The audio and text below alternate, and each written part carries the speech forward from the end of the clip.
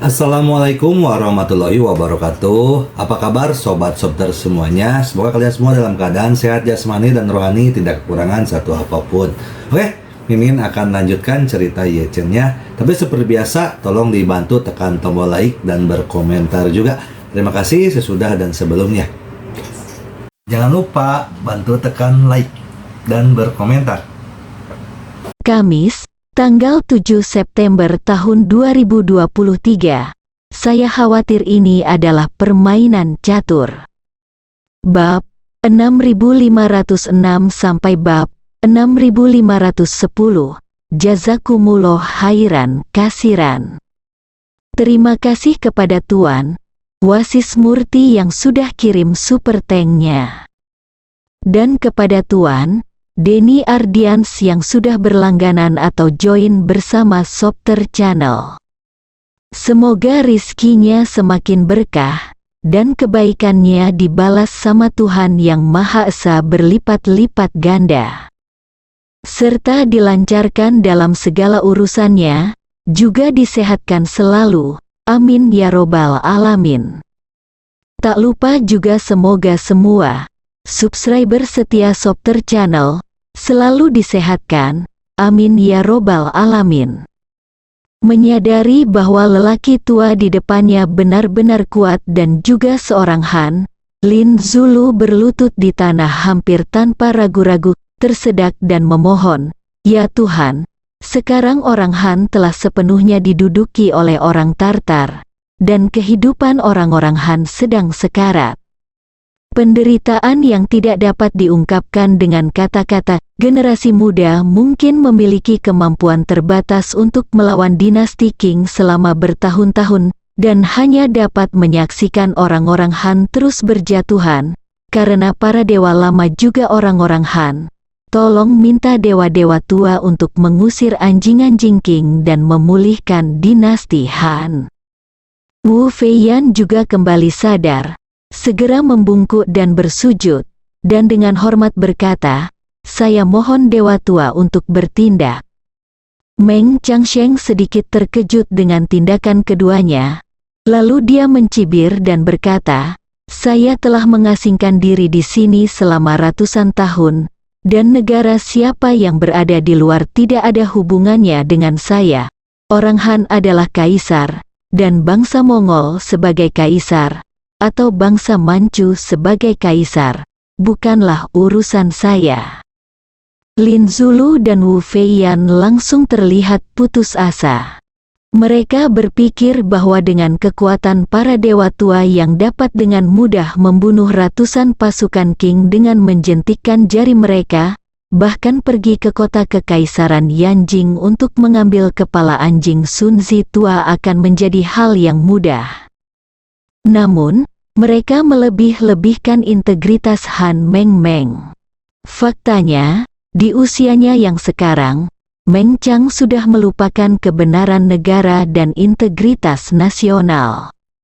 Oleh karena itu, dia berkata dengan acuh tak acuh, "Tempat ini adalah tempat saya mundur dan berlatih.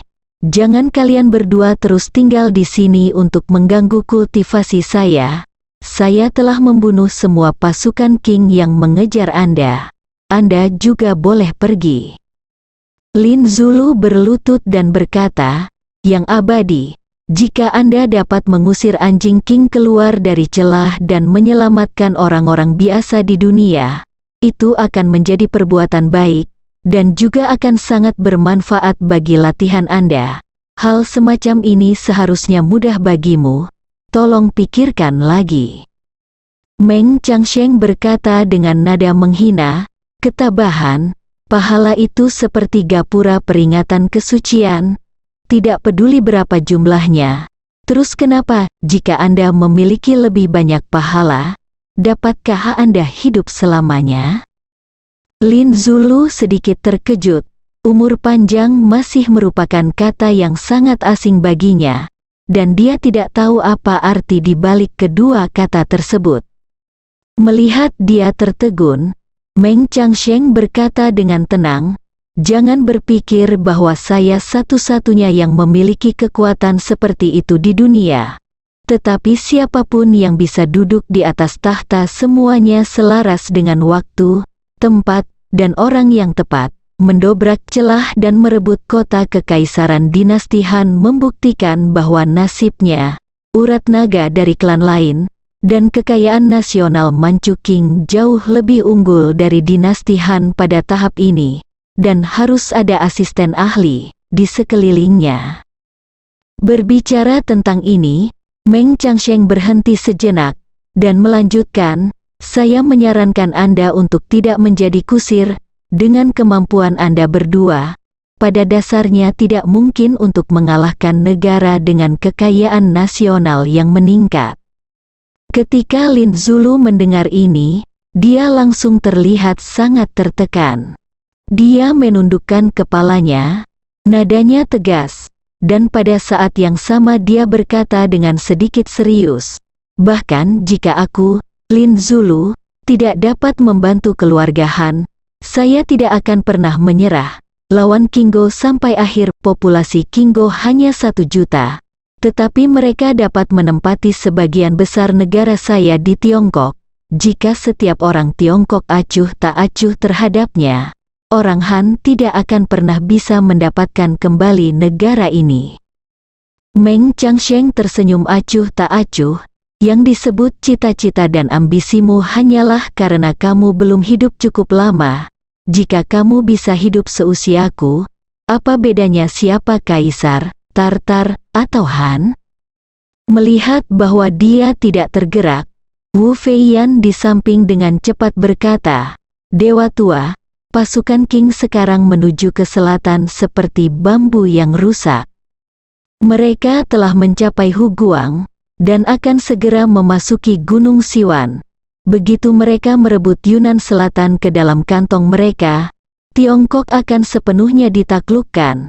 Pada saat itu, kalian orang tua tidak hanya akan kehilangan tanah budidaya yang berharga ini, bahkan jika Anda melihat seluruh dataran tengah, Anda mungkin tidak dapat menemukan tempat tinggal.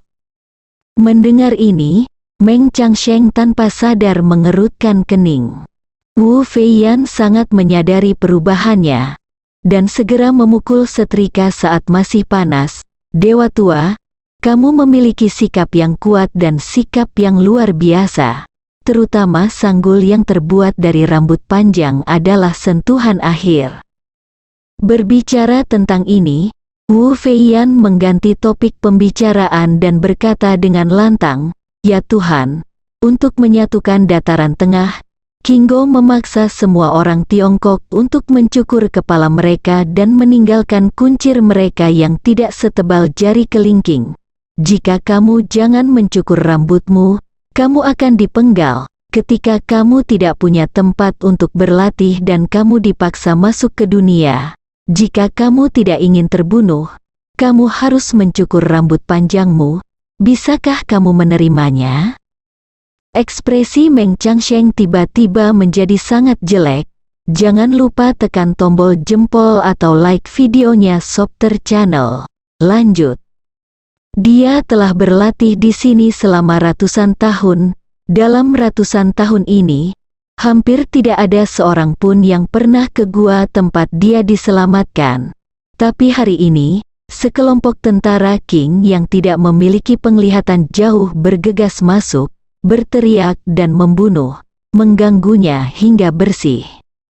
Dia pikir itu hanya kebetulan, tapi sekarang mendengar apa yang dikatakan Wu Feiyan, dia tiba-tiba merasa tidak nyaman. Saat ini, Meng Changsheng terdiam untuk waktu yang lama.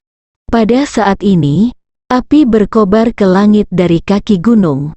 Untuk memusnahkan tentara Nanming dan masyarakat Poking sepenuhnya, tentara Qing sudah mulai membakar gunung tersebut. Melihat api yang berkobar, Meng Changsheng tiba-tiba berubah pikiran dan berkata, lupakan saja, karena kalian berdua ingin membantu dinasti Han, maka saya dapat memberi kalian kesempatan dan melihat apakah kalian bersedia. Lin Zulu sangat gembira, dan buru-buru berkata, Yang Abadi, tolong beritahu saya. Meng Changsheng berkata dengan acuh tak acuh, "Hari ini, kalian berdua akan memujaku sebagai gurumu. Aku akan mengajarimu beberapa keterampilan dalam melawan Changxiadi. Setelah kalian meninggalkan pegunungan 100.000, kalian dapat terus berjuang sampai akhir demi dinasti Kuang Fu Han dan dinasti-dinasti Manchu."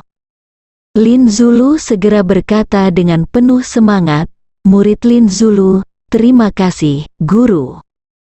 Wu Feiyan di samping segera berlutut dan berteriak, "Murid Wu Feiyan, terima kasih, Guru." Saat itu, Wu Feiyan tidak tahu mengapa Meng Changsheng tiba-tiba berubah pikiran. Namun, ketika pemandangan lebih dari 300 tahun yang lalu ini muncul kembali di benaknya, dia tiba-tiba ingin memahami alasannya. Saat itu, tahun 1650 dan masih ada 13 tahun tersisa sebelum batas waktu Meng Changsheng. Alasan mengapa Meng Changsheng menerima mereka berdua sebagai murid magang mungkin juga untuk memungkinkan mereka menunda laju serangan tentara Qing terhadap Siwan Dasan setelah mereka menyelesaikan studinya. Dengan kata lain, Meng Changsheng memiliki rencananya sendiri untuk segala hal, dan dia mengambil Lin Zulu dan Wu Feiyan sebagai muridnya, mungkin demi dirinya sendiri, sehingga 13 tahun terakhirnya tidak akan diganggu oleh tentara Qing. Memikirkan hal ini, Wu Feiyan berpikir lebih tegas di dalam hatinya. "Pikirkan baik-baik, Guru, dia selalu sangat ingin memperpanjang hidupnya. Bagaimana dia bisa menerima batasan itu dengan begitu mudah? Satu-satunya penjelasan yang masuk akal adalah bahwa dia telah menemukan cara untuk melawan batas. Dan dia menyembunyikannya sepanjang waktu, dan bahkan berpura-pura mengucapkan selamat tinggal padaku dan kakak laki-lakinya. Aku khawatir dia sedang bermain catur besar. Mungkin aku dan kakak laki-lakinya hanyalah benderanya. Guru akan melakukan apapun untuk mencapai umur panjang. Saya telah mengekspos diri saya kepadanya hari ini. Jika dia meminta saya untuk tunduk kepadanya dengan seluruh masyarakat yang hancur, apa yang harus saya lakukan?" Pada saat ini, Wu Feiyan sangat menyesal di dalam hatinya, menyesali bahwa dia seharusnya tidak datang ke Siwan Dasan, dan bahkan lebih menyesal lagi bahwa dia seharusnya tidak datang ke Huaxia. Hanya saja sekarang sudah selesai. Satu-satunya yang bisa dia lakukan adalah bersembunyi sejauh mungkin. Bersambungan.